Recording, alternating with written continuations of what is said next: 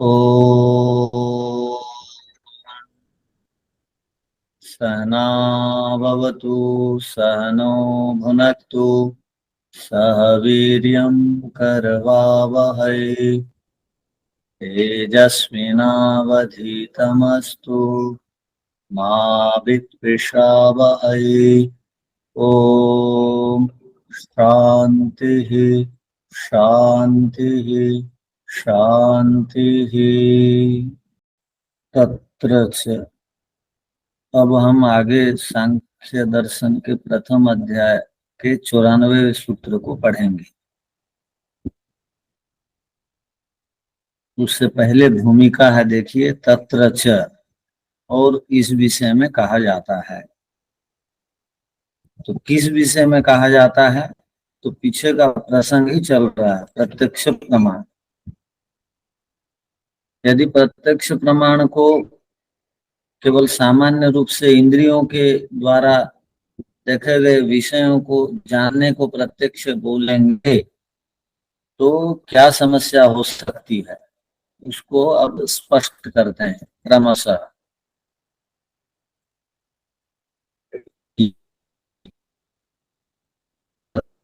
नहीं मानेंगे तो क्या समस्या हो सकती है? वास्तविक ईश्वर की सिद्धि नहीं होगी, ये एक बड़ी समस्या होगी। ये पीछे के प्रसंग में हम लोगों ने देखा। तो दो प्रकार के लोगों को हम ईश्वर मान लेंगे। यदि योगियों का आंतरिक प्रत्यक्ष को नहीं मानेंगे, अब बिना आंतरिक प्रत्यक्ष के ईश्वर सिद्ध करना चाहेंगे, तो यदि बिना आंतरिक प्रत्यक्ष के ईश्वर को सिद्ध करना चाहेंगे तो हमको किनको ईश्वर के रूप में मानना पड़ेगा? तो यहाँ पर कहा पीछे के सूत्र में, मुक्त बद्धयो हो, या तो बद्धात्माओं को ईश्वर के रूप में स्वीकार करना पड़ेगा या मुक्तात्माओं को ईश्वर के रूप में स्वीकार करना पड़ेगा। ये दोनों प्रकार की आत्माएं ईश्वर के रूप में मानी जाएंगी। आजकल के लोग जो ठग हैं उनको भी ईश्वर बोलते हैं। वो बोलते कुछ हैं और करते कुछ हैं, उसको ईश्वर के रूप में स्वीकार कर लेते हैं, उनको बद्धात्मा कहा जाता है। जो अविद्या आदि को समाप्त नहीं किए हैं, वाणी में चतुर हैं, बोलने में, और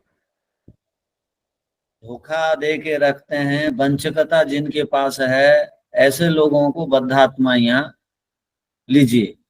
ऐसे लोगों को भी ईश्वर मान लिया जाता है साधारण लोगों के द्वारा।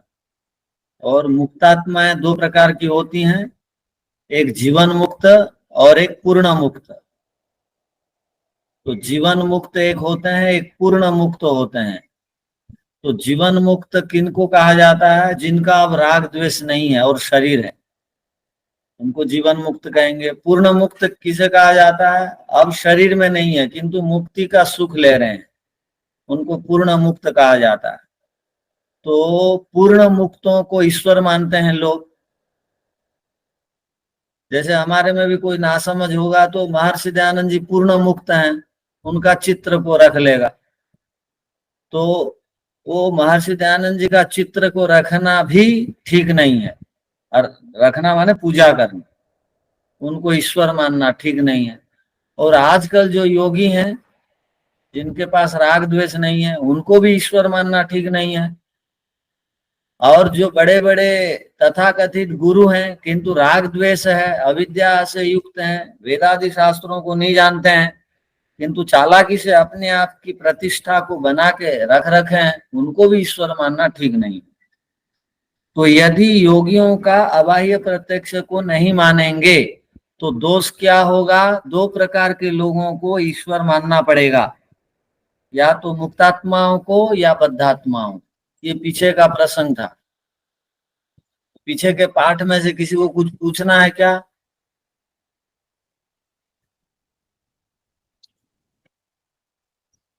तो आगे देखिए। आचार्य जी जो अभी सब लोग जो पौराणिक लोग हैं वो राम की पूजा करते हैं, कृष्ण भगवान की पूजा करते हैं, तो ये इसी दोष में आ जाएगा ना कि वो मुक्त आत्माएं हैं।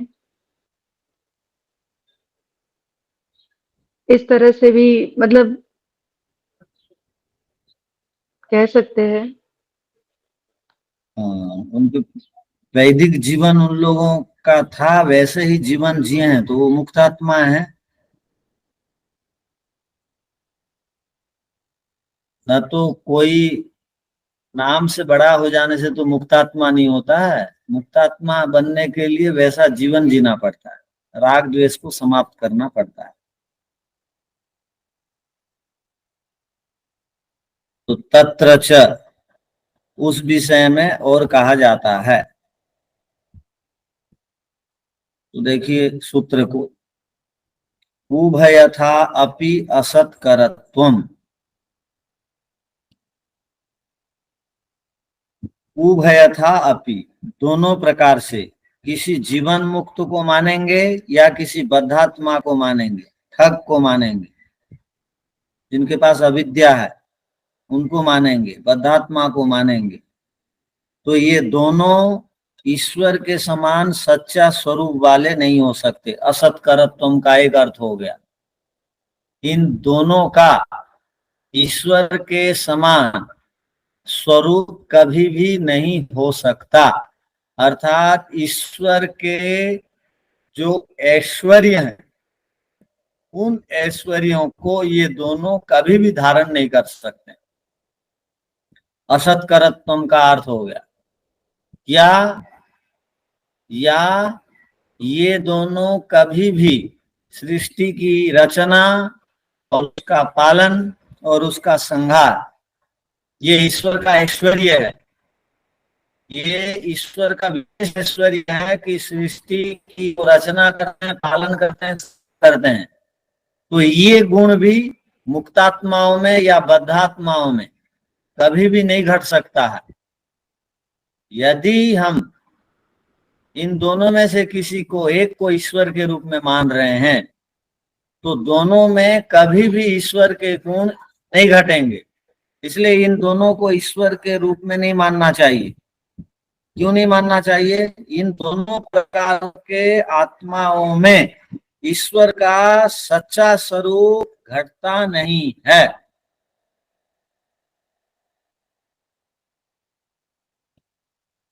सूत्र का अर्थ समझ गए होंगे। अब लिखिए, योगियों का आंतरिक प्रत्यक्ष को छोड़कर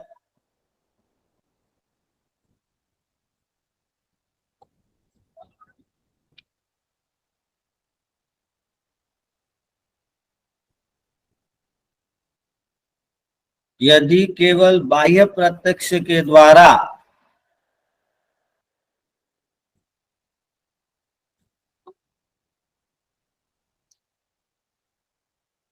यदि कोई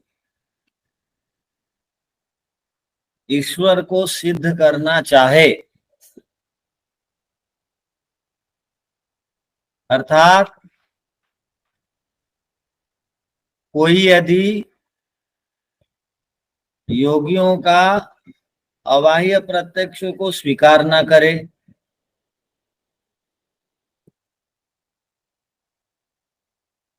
और ईश्वर की सत्ता को माने, आहिस्ता बोलिए, थोड़ा आहिस्ता योगियों बोलिए। का अबाह्य प्रत्यक्ष को सुनिए स्वीकार न करे, अर्थात कोई यदि योगियों के अबाह्य प्रत्यक्ष को स्वीकार न करे किंतु ईश्वर की सत्ता को माने, तो भी ईश्वर की सिद्धि नहीं होगी।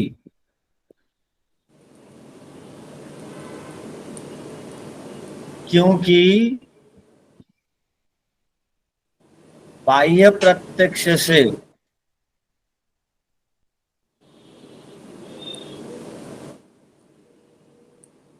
हम या तो मुक्तात्माओं को ईश्वर के रूप में स्वीकार करना पड़ेगा या तो बद्ध आत्माओं को।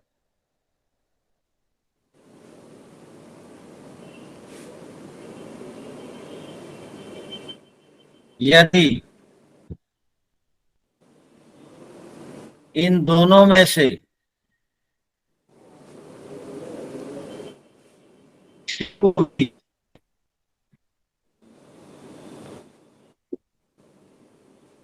ईश्वर के रूप में स्वीकार करेंगे तो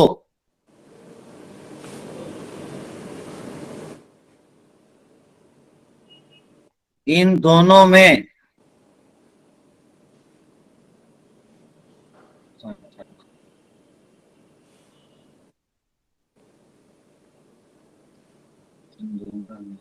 इन दोनों में ईश्वर का सच्चा स्वरूप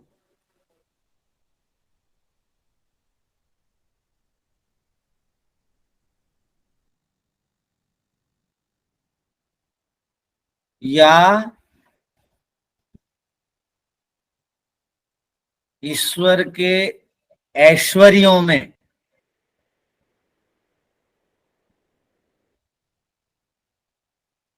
ईश्वर के ऐश्वर्यों में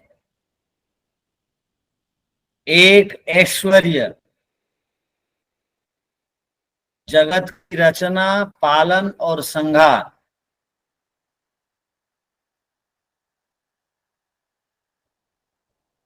घट नहीं सकता,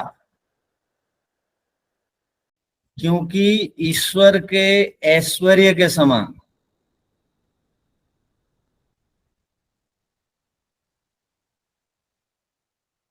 इन दोनों के ऐश्वर्य नहीं हो सकते।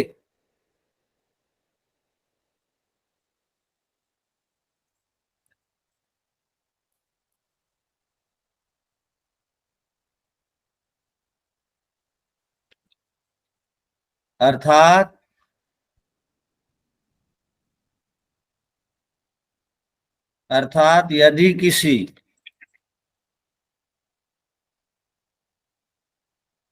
जीवन मुक्त आत्मा को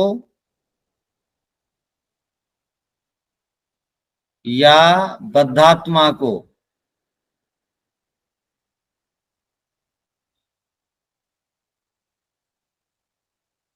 ईश्वर मान लिया जाएगा तो यह ठीक नहीं होगा,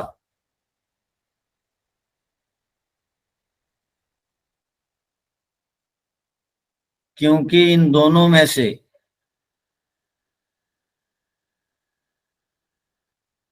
किसी में भी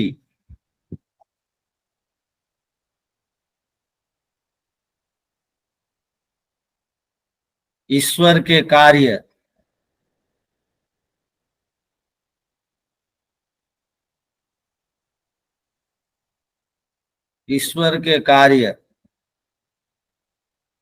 करने की योग्यता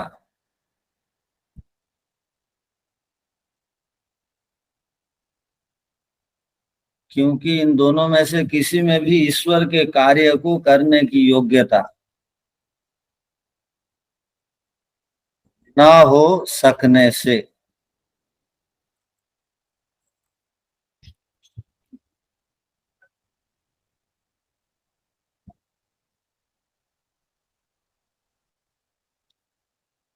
अब देखिए सूत्र की व्याख्या।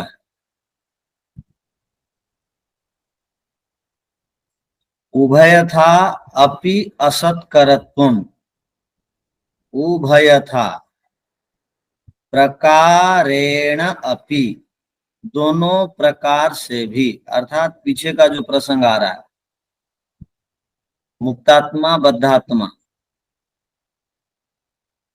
उभयथा प्रकारेण दोनों प्रकार के भी, मुक्तस्य बद्धस्य जो मुक्तात्मा है या बद्धात्मा है, च ईश्वरत्वे वो दोनों में ईश्वरत्व अर्थात ईश्वर के गुण जो हैं, ईश्वर के जो ऐश्वर्य हैं वो क्या हैं, तो कहा असत्करत्वम, असत्करत्वम को खोल रहा है अब, ऐश्वर्य अयोग्यत्वम, असत्करत्वम का अर्थ है ऐश्वर्यों की अयोग्यता के कारण जगत रचनादि व्यवहारे, जगत रचनादि का व्यवहार अकिंचित करत्वम अस्ति, वो कुछ भी नहीं है, अर्थात उनमें ये संभावना नहीं है, अर्थात जगत आदि रचने का सामर्थ्य इनमें थोड़ा भी नहीं है।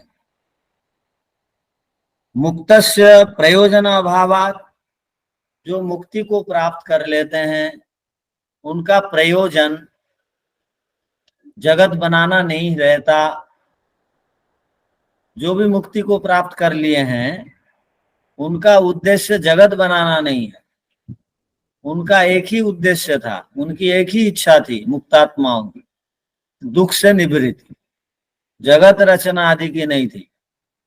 और एक बात, यदि संप्रज्ञा समाधि के उपरांत जो सिद्धियों को प्राप्त कर लेते हैं योगी और सिद्धियों के चक्कर में रह जाते हैं, वो ईश्वर को नहीं प्राप्त कर पाते हैं और उनकी गिरने की संभावना ढेर हो जाती है। ऋतंभरा प्रज्ञा के बाद भी, संप्रज्ञा समाधि की चरम उन्नति के बाद भी बहुत सारी योग्यताएं आ जाती हैं योग साधक में।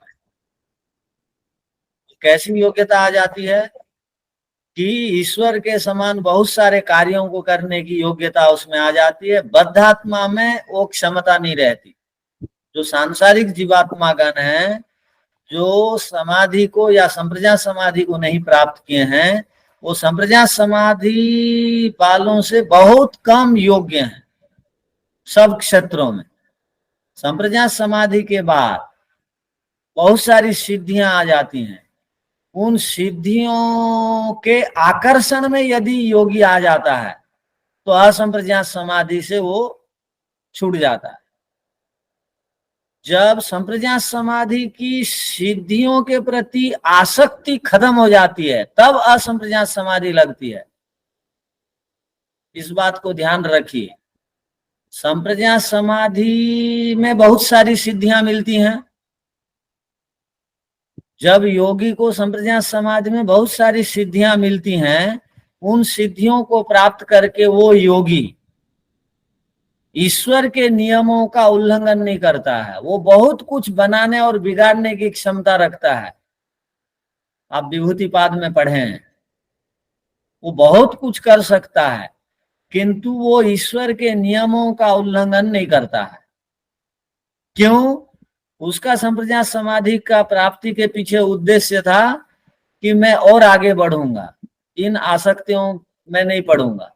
और जो उनमें आसक्त हो जाता है, बहुत सारी सिद्धियों को करता है, चमत्कार करता है, तो लोगों से वो सम्मान प्राप्त करता है, यश प्राप्त करता है, तो धीरे धीरे धीरे उसकी समाधि खत्म हो जाती है, वो नीचे गिर जाता है। तो ऋतंभरा प्रज्ञा के बाद भी नीचे गिरने की संभावना है, किंतु असंप्रज्ञात समाधि को प्राप्त कर लेगा तो और नीचे नहीं गिरेगा, क्योंकि असंप्रज्ञात समाधि को प्राप्त करने से पांचों क्लेश दग्ध बीज हो जाते हैं। यदि किसी कारणवश प्रयत्न करने पर भी असंप्रज्ञात समाधि के बाद भी दग्ध बीज नहीं हुआ, तो मृत्यु के उपरांत और एक जन्म में भी वो आएगा तो भी नहीं गिरेगा, उसका पतन नहीं होगा, वो उससे आगे कोर्स करके समाधि को प्राप्त कर लेगा। ठीक है? वो आगे की पढ़ाई करेगा। वो असंप्रज्ञात समाधि को किसी ने प्राप्त कर लिया, क्लेशों को दग्ध बीज करते हैं असंप्रज्ञात समाधि में। किसी कारणवश आयु हो गई, मृत्यु हो गई, चले गया दुनिया से, तो वो जितनी पढ़ाई, जितनी योग्यता यहाँ उसकी हो गई थी और मृत्यु हो गई, तो जितनी योग्यता हो गई थी वो खत्म नहीं होगी। अगले जन्म में भी उसका पतन नहीं होगा। वो सांसारिक विषय के ममता में, आसक्ति में नहीं आएगा, स्वस्वामी संबंध के चक्कर में नहीं आएगा। वो सीधा सीधा जैसे ही समझदार हो जाएगा वैसे ही वो बिल्कुल आगे बढ़ जाएगा। समझदार होते ही और पीछे मुड़ के नहीं देखेगा। जैसे महर्षि दयानंद जी आदि समझदार हुए, पीछे मुड़ के और देखे नहीं, आगे ही आगे बढ़ गए, क्योंकि वो पिछले जन्म में प्रयत्न किए थे। इस जन्म में वो असंप्रज्ञात समाधि जो थोड़े वो क्लेश जो थोड़े मड़े बच गए थे, वो दग्धबीज नहीं होते, इस जन्म में उनके हो गए बस। इसलिए वो उनके जीवन में एक भी वो नहीं है, अवैधिक आचरण नहीं था। अब वो गिरे नहीं, बड़ा बड़ा प्रलोभन आया, पतन नहीं हुआ, उसके पीछे कारण यही है। वो यदि संप्रज्ञात में सीमित रह जाते तो पतन होने की संभावना थी। वो संप्रज्ञात समाधि में ही सीमित नहीं थे, तो वो असंप्रज्ञात समाधि को प्राप्त कर दिए थे, इसलिए उनके कोई और समस्या नहीं हुई। तो ये दो प्रकार के हो गए। तो यहाँ क्या कहा गया, प्रयोजन अभावात, सृष्टि बनाने का प्रयोजन नहीं रहता है। जो जीवन मुक्त हो जाते हैं या मुक्ति को प्राप्त कर लेते हैं, वो मुक्ति को प्राप्त कर लेने के बाद वो ईश्वर तो अनुपम है, अद्वितीय है, वो सर्वशक्तिमान है, सर्वज्ञ है, उनके कार्यों में किसी की सहायता की आवश्यकता नहीं है। इसलिए वो मुक्तात्माओं की सहायता की इच्छा नहीं रखते ईश्वर। और ईश्वर बिना हाथ पैर के हमसे अधिक शक्ति रखते हैं।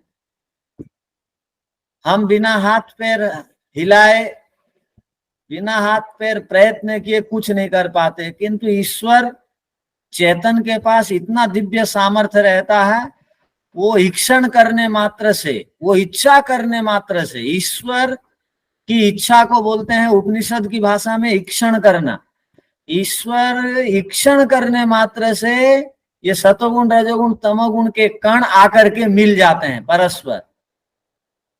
जैसे हम लोग इच्छा करते हैं, उसके बाद प्रयत्न करते हैं तो कपड़ा बना पाते हैं, हांडी बना पाते हैं, भोजन बना पाते हैं। हम जो भी करते हैं इच्छा और प्रयत्न करने पर होता है। हाथ पैर हिलाते हैं, यहां से वहां जाते हैं, किसी को कुछ बोलते हैं, तब हमारी कामना इच्छा पूरी होती है प्रयत्न करने के बिना। किंतु ईश्वर को हाथ पैर मारना नहीं पड़ता, वो केवल इक्षण किए, इक्षण करते ही। जैसे आपको यदि कपड़ा बनाना है तो आपको पेड़ से कपास संग्रह करना पड़ेगा, कपास से सूत बनाना पड़ेगा, तब आप कपड़ा बना पाएंगे। आपको हाथ पैर आदि सब करना पड़ा, पुरुषार्थ लगाना पड़ा। किंतु ईश्वर को बिना हाथ पैर, बिना कुछ सोचे, माने इतना अधिक धक्का मार के सोचने की आवश्यकता ईश्वर को नहीं है।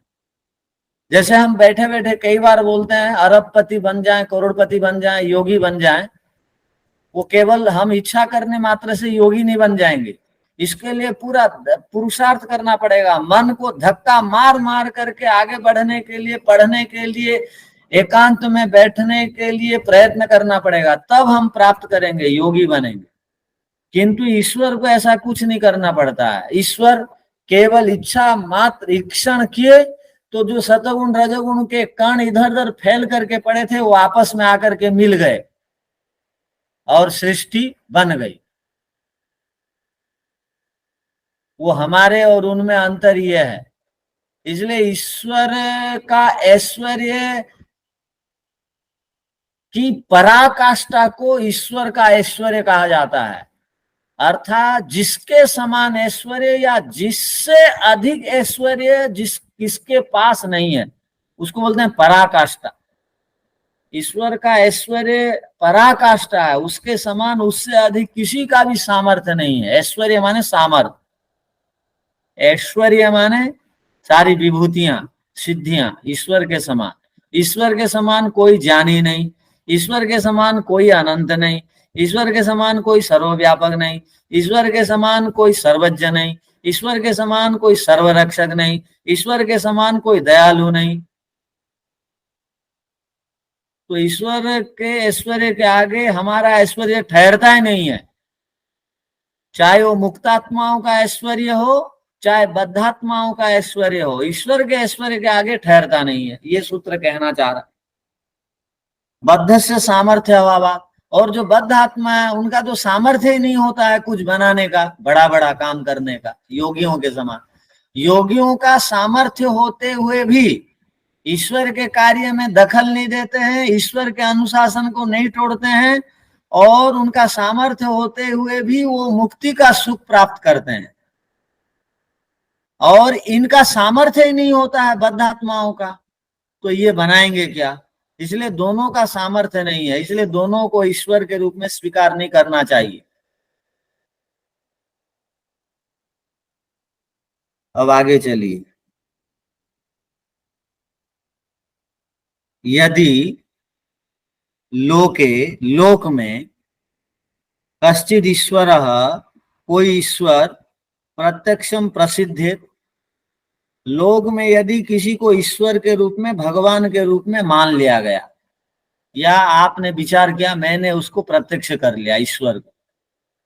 कई बार होता क्या है, जो विशेष गुणों से युक्त होते हैं उनको हम बोल देते हैं ईश्वर। हम लोग कई बार बोलते हैं, क्या बोलते हैं, जो माता पिता के प्रति अत्यधिक आराधना करते हैं वो क्या बोलते हैं, मेरी माँ और मेरे पिता ही मेरे लिए भगवान हैं, बस मैं इनसे और कोई किसी को भगवान नहीं मानता। बहुत सारे लोग हैं बोलते हैं। किंतु और विद्वानों को देख करके क्या बोलते हैं, आप ही देवता हैं, भगवान के अवतार हैं, और कोई भगवान आदि थोड़ी ना कुछ होता है, ऐसे बोल देते हैं। तो ये प्रशंसा करने मात्र के लिए ऐसा कह दिया जाता है।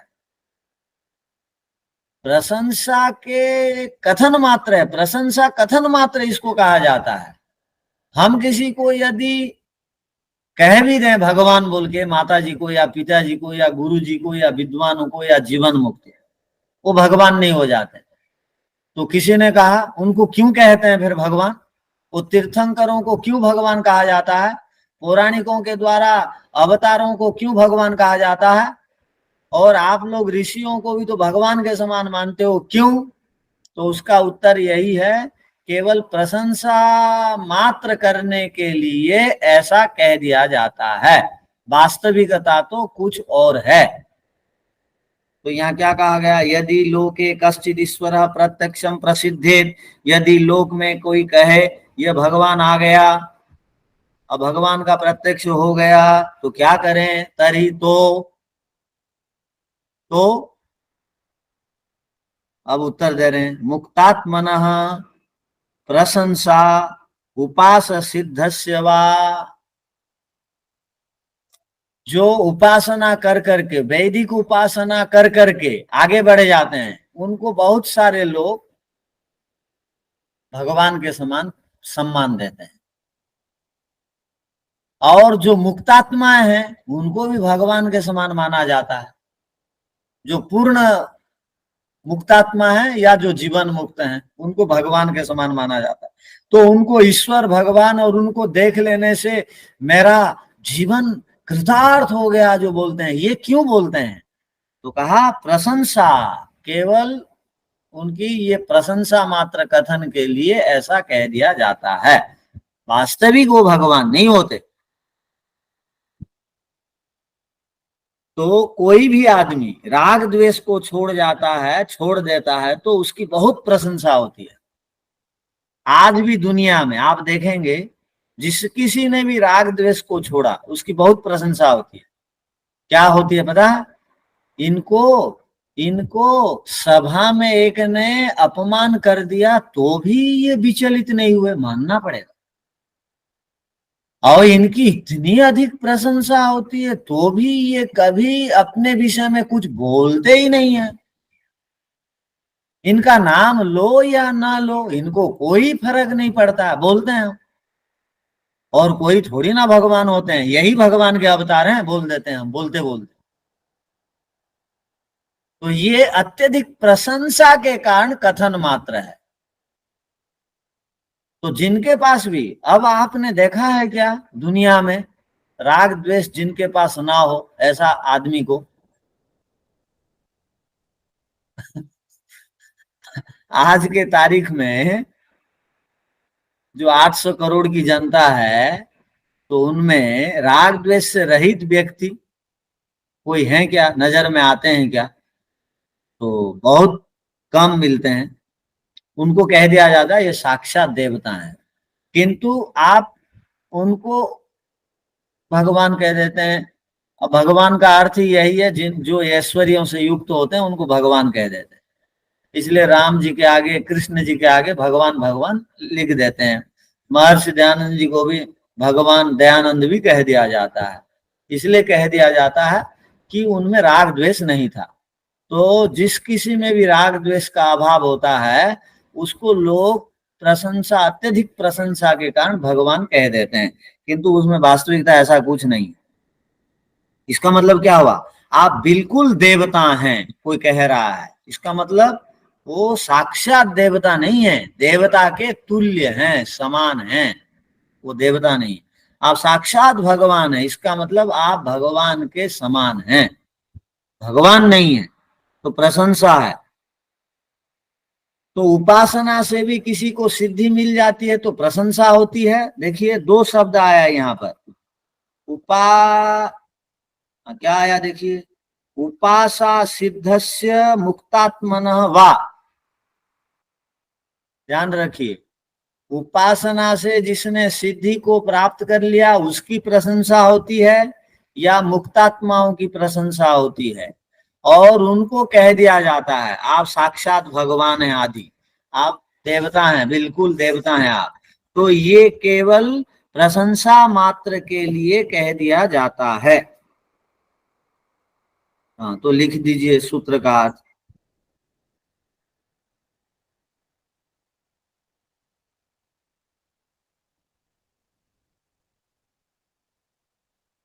संसार में, आचार्य जी क्या बोले? संसार में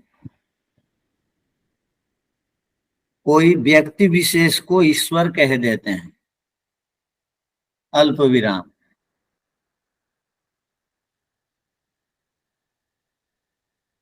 आजकल के लोग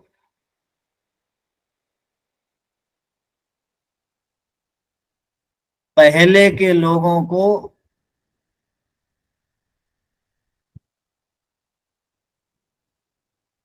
विशेष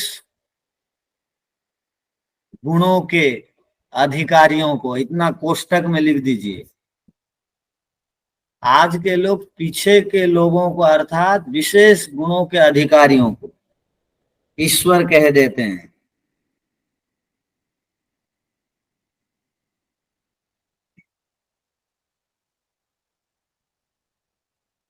कई बार माता पिता गुरुजनों को भी साक्षात भगवान कहते हैं, अर्थात यही हमारे लिए सब कुछ है, ऐसा बोल देते हैं।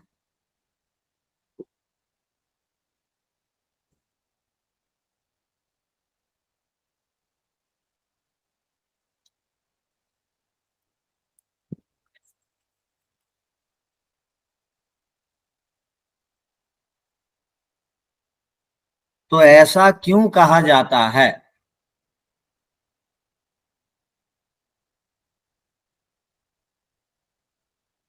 सूत्रकार कहते हैं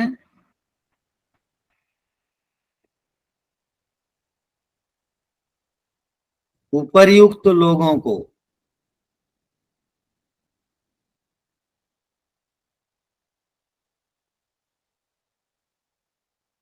ईश्वर के नाम से कहना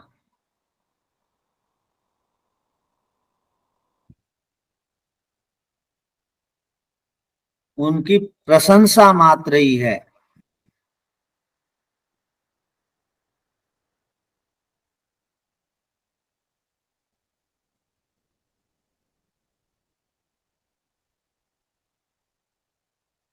अर्थात सूत्रकार कहते हैं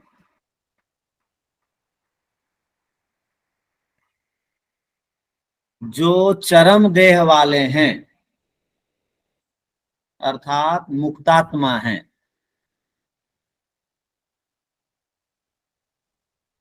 उनको और उपासना के द्वारा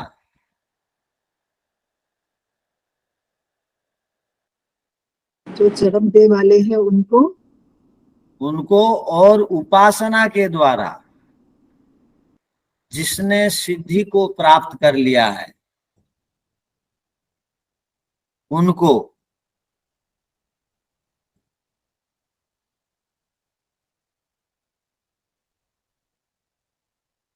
ईश्वर मानने के पीछे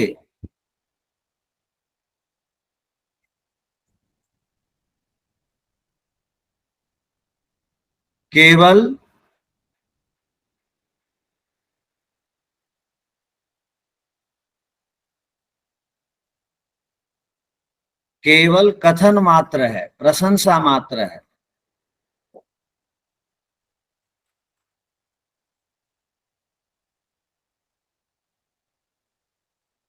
वे ईश्वर नहीं हो सकते।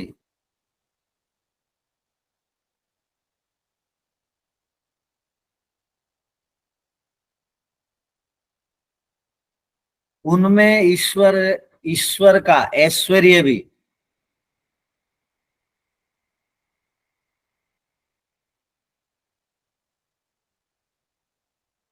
पूरी तरह नहीं आ सकता।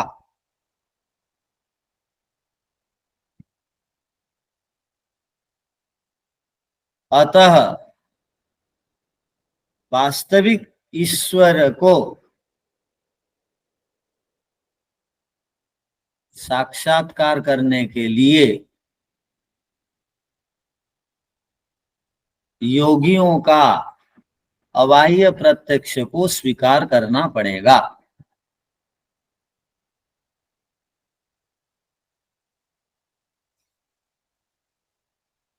बाह्य प्रत्यक्ष से ईश्वर का साक्षात्कार नहीं हो सकता।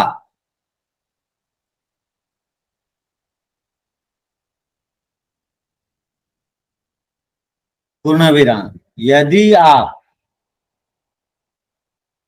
बाह्य प्रत्यक्ष से एक मिनट आचार्य जी, प्रत्यक्ष को स्वीकार करना पड़ेगा। यदि बाह्य प्रत्यक्ष से कोई कहता है मैंने ईश्वर का दर्शन कर लिया है,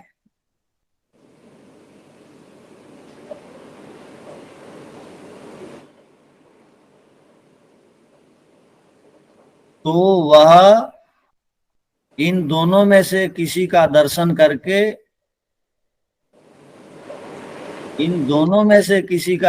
करके ईश्वर का दर्शन हो गया कहता है।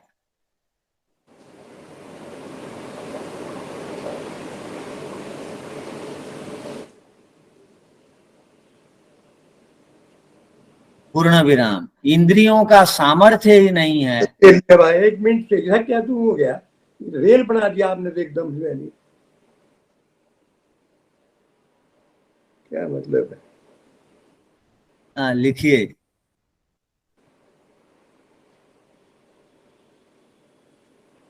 पूर्ण विराम। क्या लिख रहा है? क्या लिखे? कुछ भी नहीं लिखा। नहीं लिखे। ईश्वर का दर्शन कर लिया कह देते हैं। हाँ, पूर्ण विराम लिख दीजिए। हाँ, इंद्रियों का या शरीर का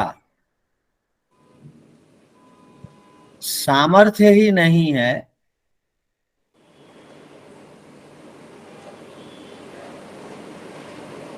जिससे कि ईश्वर का दर्शन हो जाए।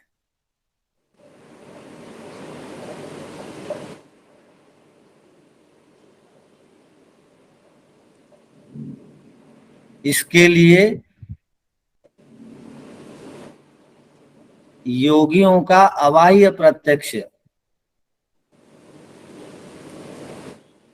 की आवश्यकता है।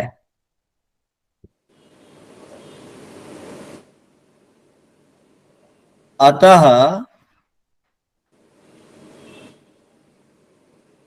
प्रत्यक्ष लक्षण परिभाषा में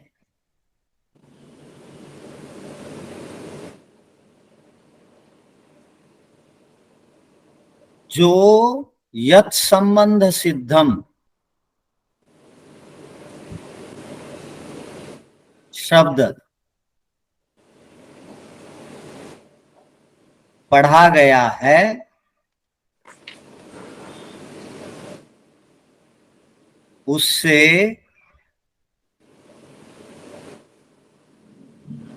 दोनों प्रकार के प्रत्यक्ष को स्वीकार करना चाहिए।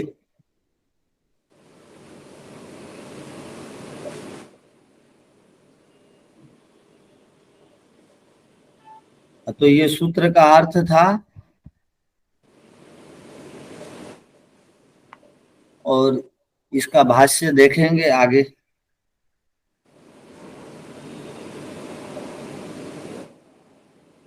ओ शांति शांति शांति। सबको सादर नमस्ते।